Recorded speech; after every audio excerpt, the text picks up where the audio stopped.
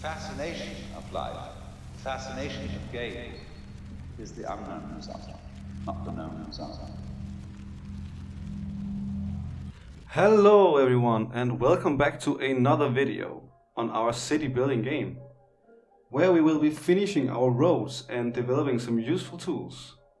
And this video will be a little bit divided into two parts, because I have some exams coming up very soon, but I really wanted to upload a video. So let's get right into it by making this object developer interface.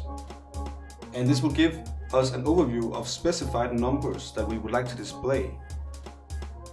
And so we will draw this rectangle as a little info box. And the numbers in this case that we will use are the number of lanes, nodes and roads. And then we will activate it through our object graphical user interface by pressing tab, which you will see in just a second.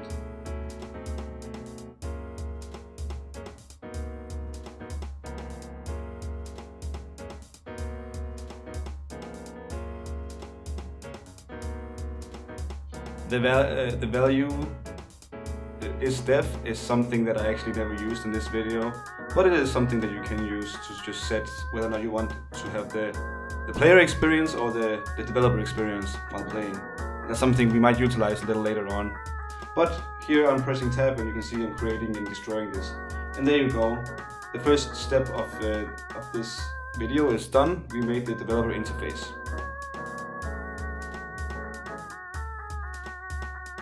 Now it's time to look at the actual roads.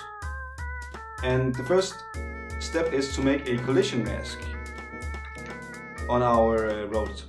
And that's simply making a white box.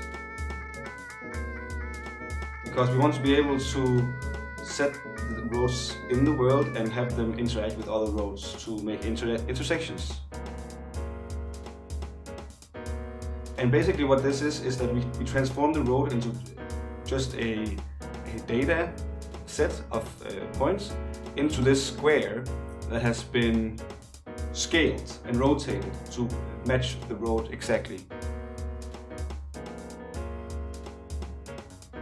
And we define this function we call setGeometry, where we are essentially updating the geometry, this new collision mask, to fit the box as I just said.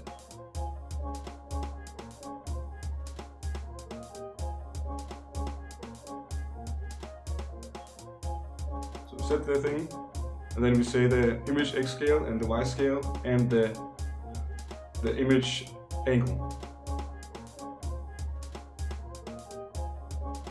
And I just need to have a quick look at all the different actions we are performing here.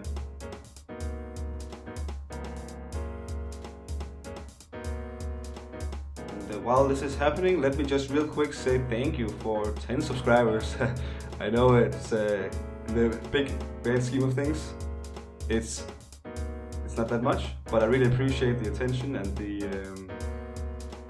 this is just a small side project that I really enjoy making, and I really look forward to coming back and putting a lot more work into it. So thank you if you are a returning subscriber or a viewer. I really appreciate it. Now we made the road collision mask. You can see the small white line that is just next to the actual road that we're drawing. And that should be just good, just fine. Road intersections now. So this is going to be very interesting to develop.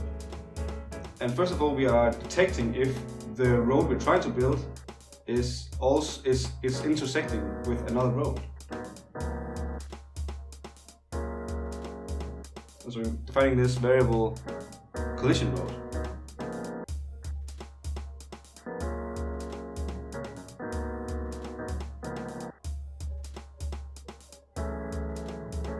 And I'm just making a small, you can see here, I'm just making a small indicator that we are colliding with it. You can see that the collisions are not precise, which makes it, we really want it to be precise, right? And so we're changing the sprite collision mask to be exact for this. So when we rotate it and scale it, it actually also matches. So otherwise it would have been a big square that would be straight always. Now let's go quickly through some math to show the intersection, because I did spend quite some time to figure out how to exactly do this. And I made this little animation. And so the question is, how do you find this intersection point between two lines when all you have are the points? And you can see here are the formulas for calculating such.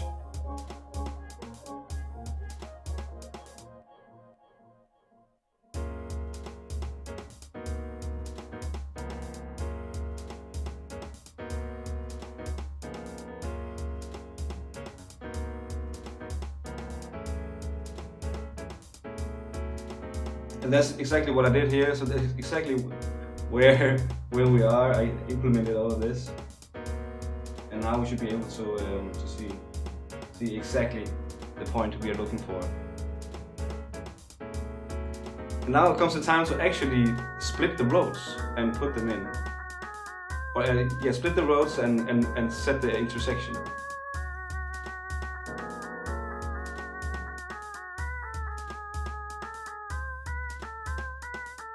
So what we're doing is we're taking this entire function and we are putting it into our create road function, essentially, build road function.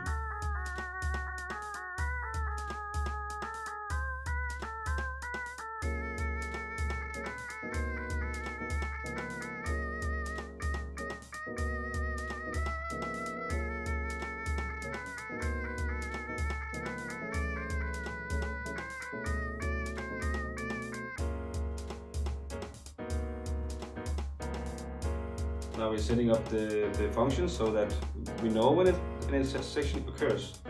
And I made a small mistake here. That's fixed by changing in a y to an x.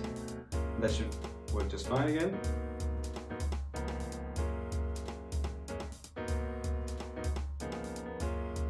And now I'm doing a little bit of a cleaning up, because in the step event there's a lot of it that was determined on the mouse being pressed, so I just changed it into its own event.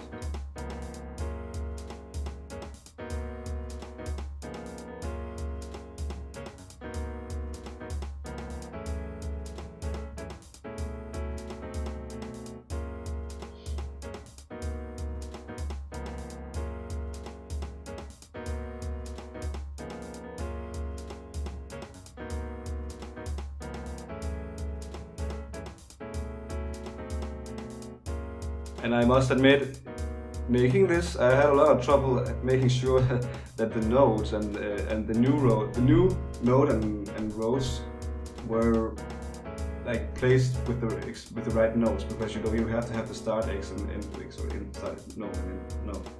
And this spent quite some time. Also, why it's been some time since I've uploaded a video. Both because of my exams, but also because this was actually quite difficult to put together. But I really hope you enjoy. And I know this video is a little shorter. As we can see here, we are starting to put it together.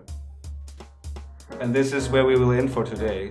So you can see a little cliffhanger where we got a little bit done, but it was not fully done. But I'd like to thank you all for watching, and I will make a part 3.5 as soon as I'm done with my exams. Thank you all, take care, bye bye.